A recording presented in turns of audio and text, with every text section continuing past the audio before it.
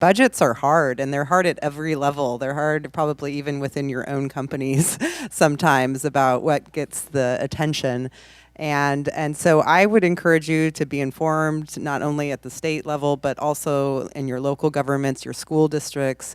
These are all places where making sure we have sustainable paths for our spending is really, really important. I think it's becoming more about personal brand and less about serving the people. And that's one of the things that I think just from not only as a voter, but someone who's been doing this just, for a little bit, to say that, it's happening at the state level and the federal level where folks are more concerned about introducing press release bills or hashtag bills, than they are really about trying to solve the problems. One of the things I've learned in my time in state government are the limits of the governor's office, the state government. So much of it is at the local level. And so we've got to, across sectors and across the state and local level, figure this out. Because the one thing that we don't talk enough about is the need for supply. We've got to make it easier to build quicker, and we've got to make it less costly to build.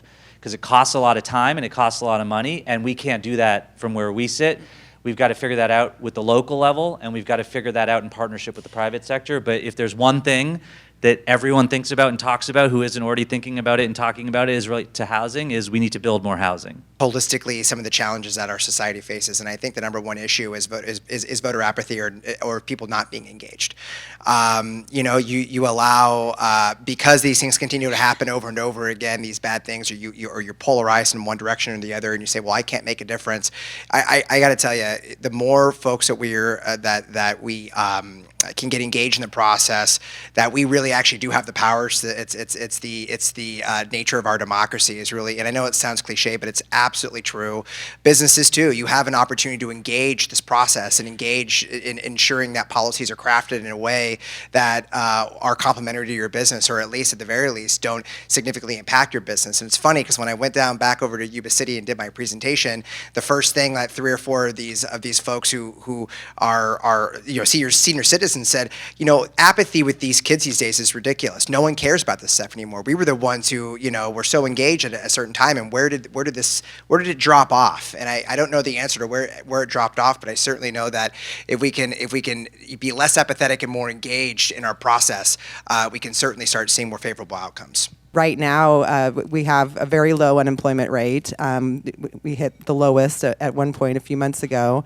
But we don't see wages growing as fast as they did in 2000 when we had also a similarly low unemployment rate. So that's one thing that worries us about the next recession, which will happen. You all are business people, so you know about you're intimately aware of the business cycles, and so we know that is going to happen at some point. We've made such a huge push to put more money into reserves and build up the state's resiliency by paying down debts and deferrals and paying down unfunded liabilities. All of those things will help to better position the state for entering the next downturn.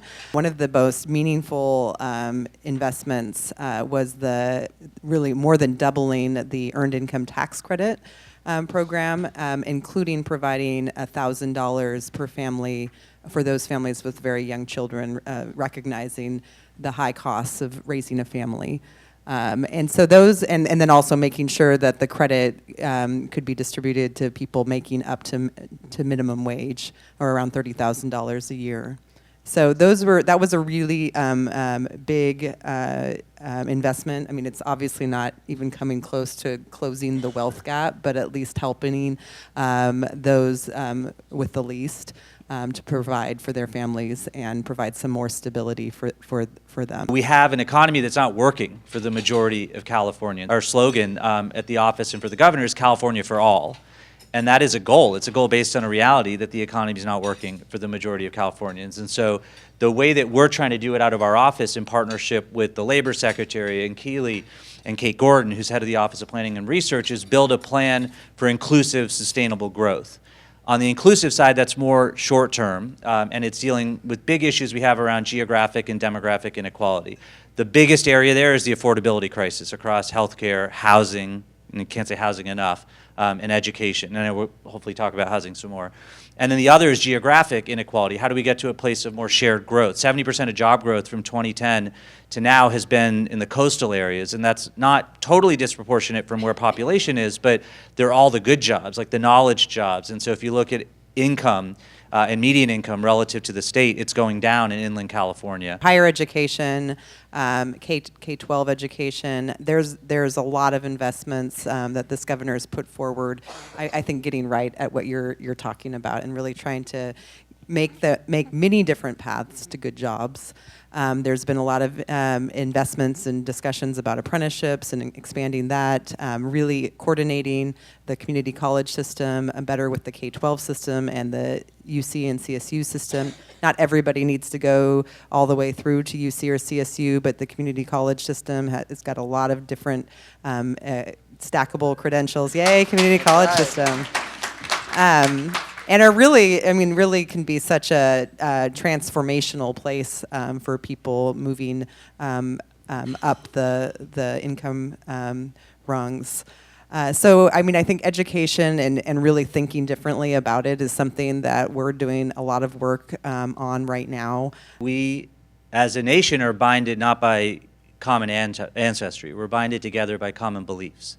And as best I can tell, having lived on both coasts and worked in all sectors, the thing that best defines who we are as a people is the American dream, the ability for someone to work hard and get ahead, to take their talent and tenacity as far as it will take them in their life or over the course of generations in their family's life. It's a powerful thing that in so many respects can only happen here, given how diverse we are and how much opportunity is available no matter where you come from or who you are or what faith you practice. But I think it's important for us to call out that the American dream is in peril. And I'd also mention, by the way, there are only two dreams in America, and it's not a slight to other states, but there's the American dream and there's the California dream. There's not, name the state, they don't have a dream. And I think while the American dream over time got defined by home ownership, California and the California dream has always been defined by intrepid spirit, entrepreneurialism. More and more today, it's defined by the ability to grow and build a business. And I'd say that those two dreams are not just interconnected, they're both in peril. And so I guess the last thought I'd leave you with is that I believe with everything I've got that the American dream is worth saving.